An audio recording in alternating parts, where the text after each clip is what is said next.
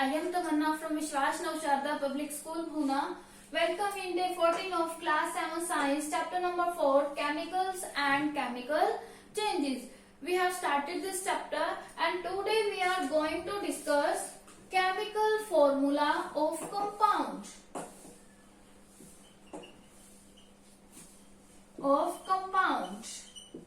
In last video we have discussed chemical symbol.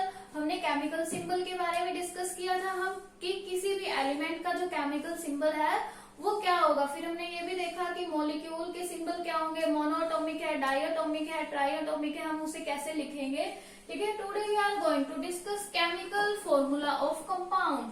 अब देखिए compound क्या होते हैं, जो एक या फिर दो एटम से मिलके बनते हैं। ठीक है, जैसे वाटर है, water is compound. Okay, water किससे मिलके बनेगा, हाइड्रोजन एंड ऑक्सीजन से मिलके बनेगा। Okay, hydrogen is the symbol, H is the symbol of hydrogen and O is the symbol of oxygen. Then chemical formula of water, अब atomicity of hydrogen is 2 and chemical formula of water is H2O। Okay, let me see what is chemical formula. अब देखिए chemical formula क्या होता है किसी भी compound का। अब कोई भी कंपाउंड है किससे मिलकर बनेगा, एलिमेंट से मिलकर बनेगा। अब हमने एलिमेंट को कंबाइन कर दिया और एलिमेंट्स के सिंबल राइट कर दिए, ठीक है, जिससे मिलकर कंपाउंड बना है और उनकी एटॉमिसिटी साथ में लिख दी। तो इस टाइप से जो फॉर्मूला बनेगा उसे हम क्या बोलते हैं, केमिकल फॉर्मूला। अब हाइड्रोजन जैसे हमने वाटर का देख लिया, हाइड्रो H2O हो गया। ठीक है, और भी बहुत टाइप के केमिकल फॉर्मूला हैं, आपकी बुक में दिए हुए हैं टेबल 4.2 में। देखो टेबल 4.2 में है। अब मीथेन है, मीथेन क्या होती है, गैस होती है। ये किससे बनती है, कार्बन एंड हाइड्रोजन से, हाइड्रोजन से। तो इसका फॉर्मूला क्या होता है, CH4। नेक्स्ट है सोडियम क्लोराइड का, सोडियम का Na, क्लोराइड का Cl, NaCl, और calcium carbonate CaCO3, carbon dioxide CO2, hydrochloric acid HCl, nitric acid HNO3, sulphuric acid H2SO4, magnesium oxide MgO। तो these are the chemical formula. Chemical formula क्या होते हैं कि कोई भी कंपाउंड जिस एटम से मिलके बना है, ठीक है, सॉरी जिस एलिमेंट से मिलके बना है, उन सभी एलिमेंट के सिंबल राइट करेंगे और उनकी वैलेंसी राइट करते हैं। Okay, you should know about valency in higher classes. Okay,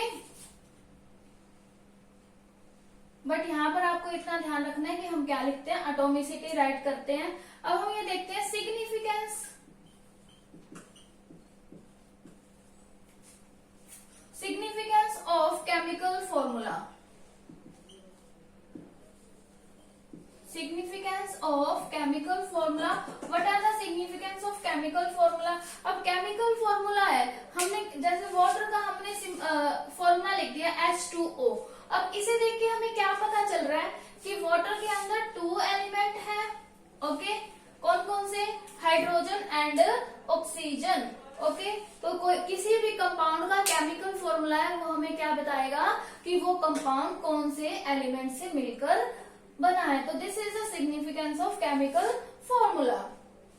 और अगर मान लो कि इसके आगे कोई नंबर लगाओ तो हमें ये भी बता देगा कि उसके मॉलिक्यूल 1 है, 2 है या फिर 3 है। Okay, next is chemical equation. अब ये तो हमने पढ़ा है कि कोई भी केमिकल रिएक्शन होती है। ठीक है, अब केमिकल इक्वेशन से पहले आपको you should know about chemical reaction. तो केमिकल रिएक्शन आपको पता होना चाहिए क्या होती है। जैसे आपने लोहे को जंग लगने के बारे में पढ़ा हुआ है, तो लोहे को जंग लगता है किसकी प्रेजेंस में, ऑक्सीजन और वाटर की। बाहर एनवायरमेंट में पड़ा रहेगा तो एयर से ऑक्सीजन आएगी और वाटर वेपर आते हैं, उन दोनों की प्रेजेंस में लोहे को जंग लग जाता है। Okay, this is chemical reaction. Okay, और वाटर फॉर्म हो रहा है तो मतलब अगर हम ये लिखें हाइड्रोजन और वाटर मिलके क्या बना रहे हैं, हाइड्रोजन और ऑक्सीजन मिलके क्या बना रहे हैं, वाटर बना रहे हैं।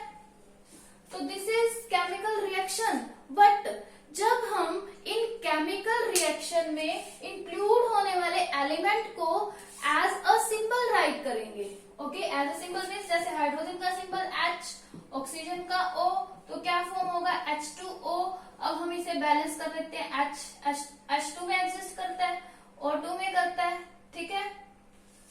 तो this is the formula of water and this is called chemical equation and this is called chemical reaction. अगर हम ओरली बात करते हैं कि ये दो एलिमेंट मिल रहे हैं और ये कंपाउंड बना रहे हैं या फिर ये एलिमेंट फॉर्म कर रहे हैं, तो उसे तो हम केमिकल रिएक्शन बोलेंगे। लेकिन जब हम उन्हें एज ए सिंबल राइट करेंगे तो उसे हम क्या बोलते हैं, केमिकल इक्वेशन।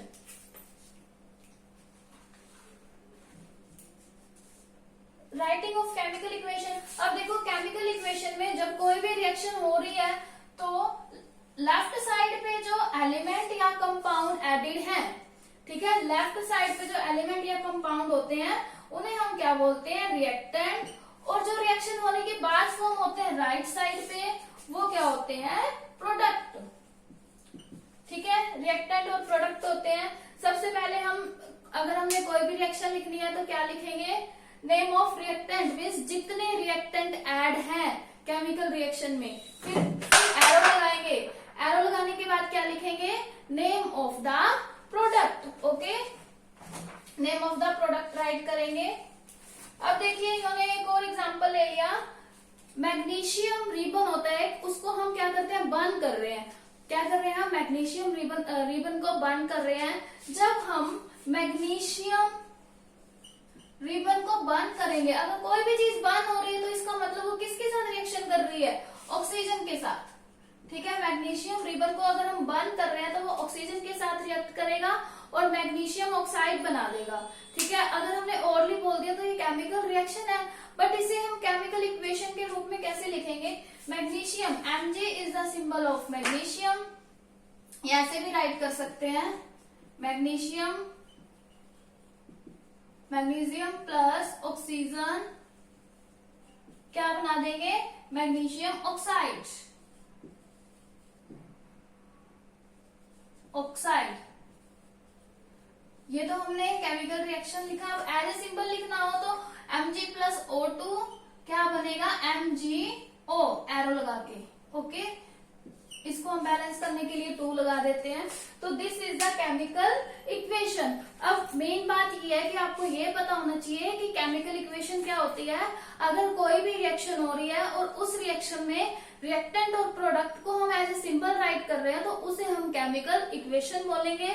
अब रिएक्टेंट क्या होते हैं कि ऐसे सब्सटेंस या ऐसे एलिमेंट या ऐसे मॉलिक्यूल, ऐसे कंपाउंड जो किसी भी रिएक्शन में टेक प्लेस कर रहे हैं। और प्रोडक्ट क्या होते हैं, जो रिएक्शन होने के बाद फॉर्म होते हैं। तो this is about chemical formula of compound and chemical reaction and chemical equation. You have to read it from your book, page number 45 and half page number 46 and half page number 47. Thank you. Bye bye.